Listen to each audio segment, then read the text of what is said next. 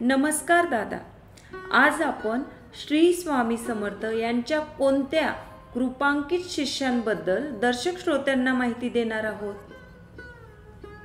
श्री स्वामी समर्थांच्या आज्ञेनुसार स्वामी सुतांनी मुंबईमध्ये कांदिवली येथे श्री स्वामी समर्थ मठांची स्थापना केलेली असते.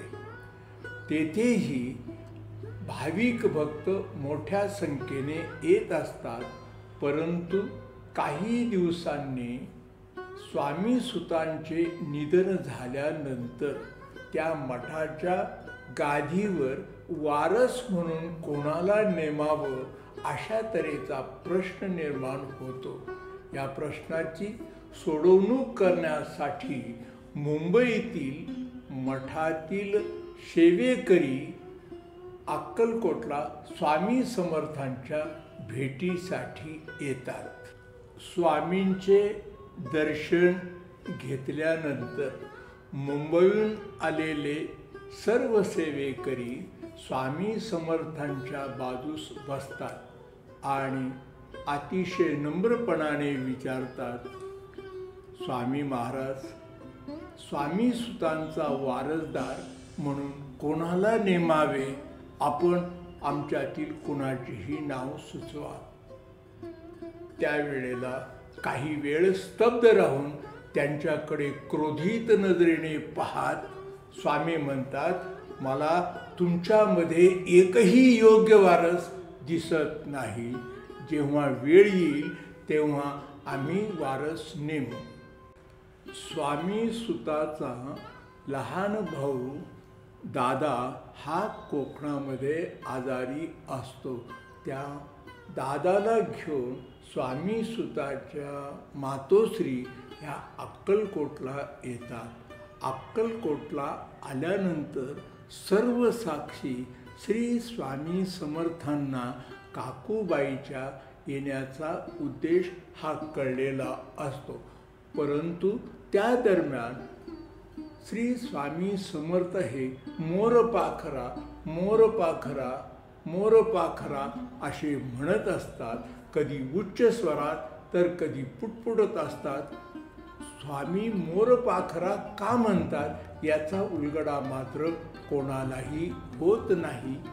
एके दिवशी काकूबाई दादासह स्वामींच्या दर्शनाला येते. त्यावेळेला पदर पसरून ती स्वामींना विनंती करते की स्वामी महाराज, हा दादा नेहमी आजारी पडतो, याला बरे वाटत नाही, तरी आपण त्यावर उपचार सुचवावा. तेव्हा स्वामी समर्थ अतिशय प्रेमळ नेत्रकटाक्ष दादावर टाकतात आणि काकूबाईकडे पाहत सांगतात की तू याला दिवसातून 4 वेळा जेवण देत जा, म्हणजे हा सुधारेल, व्यवस्थित होईल. त्याप्रमाणे काकूबाई करतात आणि दादा व्यवस्थितरित्या अक्कलकोटामध्ये सुधारत असतो आणि नित्यनियमाने ते दोघेही स्वामी समर्थांच्या दर्शनाला येत असतात.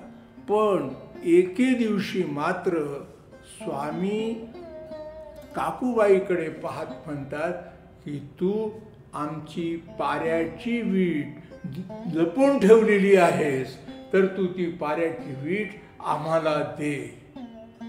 काकूबाईला पाऱ्याच्या विटेचा अर्थ हा काही समजलेला नसतो. तरी देखील महाराज पुन्हा पुन्हा सांगतात की तू पाऱ्याची वीट आम्हाला दे, आमच्या स्वाधीन कर. आमची पाऱ्याची वीट याचा गूढ अर्थ दादाच्या आईला उमजलेला नसतो. पुन्हा पुन्हा स्वामी समर्थ सांगत असतात, आमची पाऱ्याची वीट तू लपवून ठेवलेली आहेस. त्याच वेळेला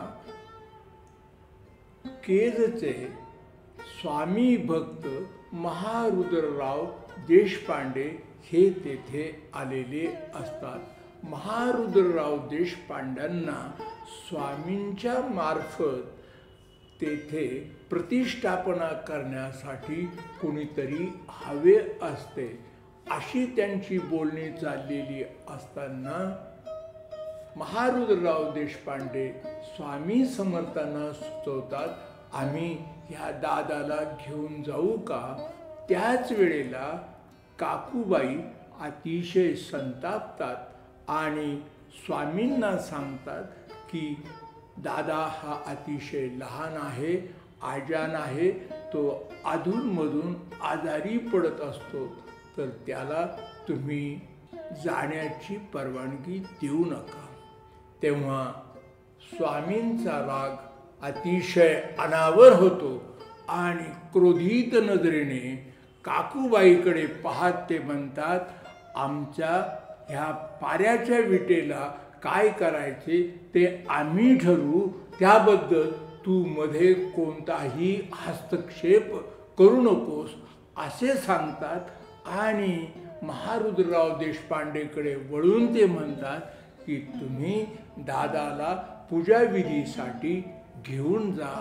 त्याप्रमाणे महारुद्रराव देशपांडे दादाला घेऊन केजला येतात. यथासांग पूजाविधी करून ते परत अक्कलकोटला येतात. अक्कलकोटला आल्यानंतर मात्र दादांच्या मातोश्री ह्या अतिशय संतापलेल्या असतात, परंतु त्याच वेळेला दादा अतिशय सुरक्षित, व्यवस्थित आणि आनंदित झालेला दिसतो.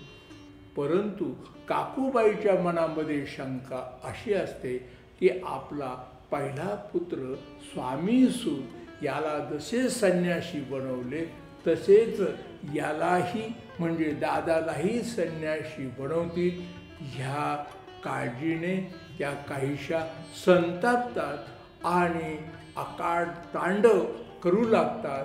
इतकेच नव्हे तर स्वामींच्या पुढे ते डोकेसुद्धा आपटू लागतात. त्यावेळेला स्वामी संतापून त्या इतर सेवेकऱ्यांना सांगतात की ह्या बाईंना साखळदंडाने बांधून टाका. माझ्या ह्या पाऱ्याच्या विटेचे काय करायचे ते मी बघून घेईन. केजहून सुरक्षित परत आलेल्या दादाला पाहून काकूबाईला अतिशय आनंद झालेला असतो. परंतु त्याच वेळेला श्री स्वामी समर्थ पाऱ्याची वीट म्हणून सतत बोलत असतात. फिरंगी नावाच्या सेवेकऱ्याला स्वामी समर्थ सांगतात की माझ्या पादुका घेऊन ये, आणि ते सर्वांसमक्ष त्या पादुका दादाच्या मस्तकी ठेवतात. त्याच वेळेला दुसऱ्या सेवेकऱ्याला छत्र चामर त्याच्यावर ढाळावयास सांगतात. तेव्हा दैवी शक्तीच्या त्या पादुकांच्या स्पर्शाने दादामध्ये उपरती होते आणि पूर्वीचा सर्वसाधारण असलेला तो दादा हा अतिशय तेजपुंज आणि मनामध्ये त्याच्या स्वभावात आणि देहबोलीमध्ये खूप परिवर्तन स्वामी कृपेने झालेले असते. त्यात असलेला हा बदल पाहून त्याची आई मात्र अतिशय चिंतेत पडते. तिला वाटायला लागतं की आपल्या मोठ्या मुलाचे म्हणजे स्वामी सुताला जसे यांनी भिक्षेस लावले, त्याला संन्यासी बनवले, तसेच ह्या धाकट्या आपल्या दादाला सुद्धा ते असेच संन्यासी बनवतील. त्यावेळेला त्या विरोध करू लागतात. तेव्हा स्वामी समर्थ हे तिच्याकडे रागाने पाहतात आणि सांगतात की ह्या पारेच्या विटेचे आम्ही काय करायचे ते ठरवू, तू मध्ये कोणताही अडथळा आणू नकोस. तरी देखील त्या आकाड तांडव करत असतात. तेव्हा स्वामी पुन्हा रागाने म्हणतात, अरे हिला साखळदंडाने बांधून ठेवा. त्याच वेळेला मात्र दादामध्ये परिवर्तन झालेले असते आणि दादा स्वामी समर्थांच्या नामस्मरणात भजनात एक प्रकारे तल्लीन झालेला असतो. दादामध्ये झालेला हा बदल पाहून सर्वच आश्चर्यचकित झालेले असतात. नंतर दादाला जवळ घेऊन स्वामी आपल्या स्वतःच्या मांडीवर बसवतात, त्याच्या मस्तकी हात ठेवतात आणि त्याला हे सांगतात की आजपासून तू कांदिवलीच्या मठाचा वारसदार झालेला आहेस, ती गादी तू सांभाळायची आहेस. नंतर ते कौपीन मागून घेतात, कफनी मागून घेतात आणि ती कौपीन त्याला नेसवतात, कफनी त्याच्या शरीरावर चढवतात, त्याच्या हातामध्ये शिपळ्या टाळ वगैरे देतात आणि त्याला आशीर्वाद देऊन ते तिथून त्याला कांदिवलीला जायची परवानगी देतात आणि त्याचे नामकरण सुद्धा सच्चिदानंद स्वामी कुमार म्हणून ते सर्वांसमक्ष जाहीर करतात. सच्चिदानंद तू यशस्वी भव अशा तऱ्हेचा आशीर्वाद देतात.